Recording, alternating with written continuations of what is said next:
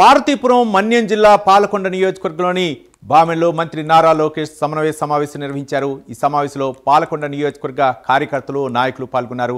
అభివృద్ధి బలోపేతం సంక్షేమ పథకాల అమలుపై మంత్రి లోకేష్ చర్చించారు। అలాగే పార్టీ కార్యకర్తల సహకారం పార్టీ మద్దతు భవిష్యత్ కార్యాచరణపై కూడా నారా లోకేష్ చర్చించారు।